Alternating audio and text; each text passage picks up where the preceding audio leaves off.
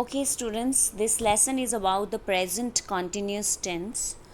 Today we shall learn about how to form a present continuous tense and when to use a present continuous tense. Now, let's get started. So, first of all, you can see structure.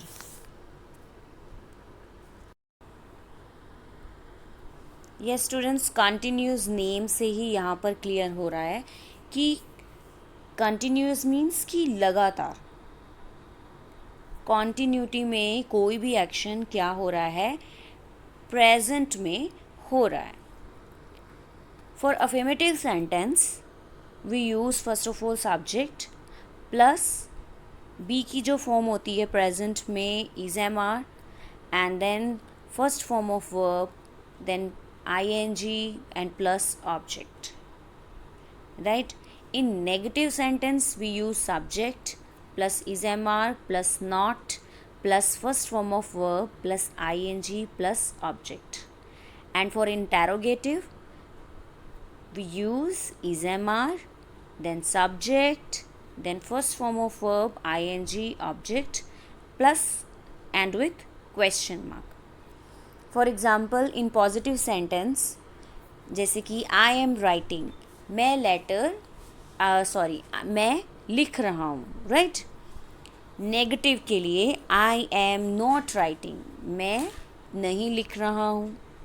And for interrogative am I writing, क्या मैं लिख रहा हूँ, right students.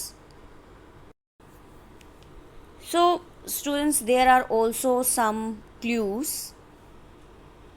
to identify present continuous tense. The use of words such as now, at the moment here, right? Right now, today, these kinds of words से भी हम क्या कर सकते हैं, इस टेंस को, प्रेजेंट कॉन्टिन्यूस टेंस को क्या कर सकते हैं, आइडेंटिफाई कर सकते हैं, right.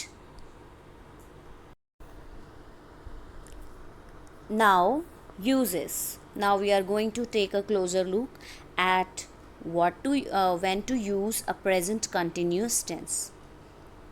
We use the present continuous tense for things that are happening right now. It shows that to show what is happening or going on at the time of speaking, right? ये उन actions को express करते हैं जो बोलने के समय, that time, बोलते टाइम, राइट, कॉन्टिन्यूटी में चल रहे होते हैं, राइट. कि जब आप बोल रहे हो तब वो एक्शंस हो रहे हो. For example, the teacher is writing a story.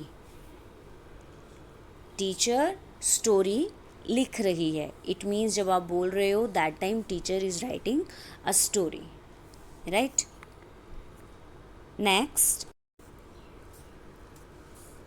to express an action which may not be actually going on at the time of speaking but is going on in general. ये उन action को express करते हैं कि जब आप बोल रहे होते हो दैट टाइम वो रियल में नहीं हो रहा होता, राइट, लेकिन इन जनरल वो चीज़ चल रही होती है. For example, we are preparing for the exams, कि हम एग्ज़ाम्स के लिए प्रिपरेशन कर रहे हैं.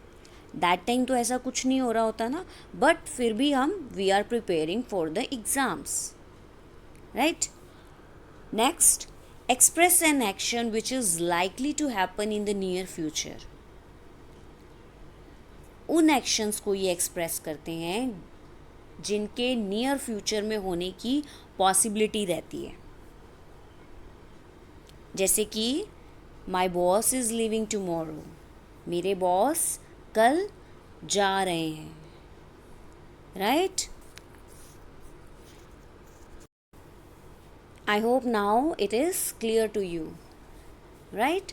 सो students, if you look around you और may be out of your window and you see all kinds of things going on, क्या हो रही हैं, कॉन्टिन्यूटी में जो भी चीज़ें चल रही हैं प्रेजेंट टाइम में हो रही हैं, तो वो सारी की सारी प्रेजेंट कंटिन्यूस टेंस में आती है.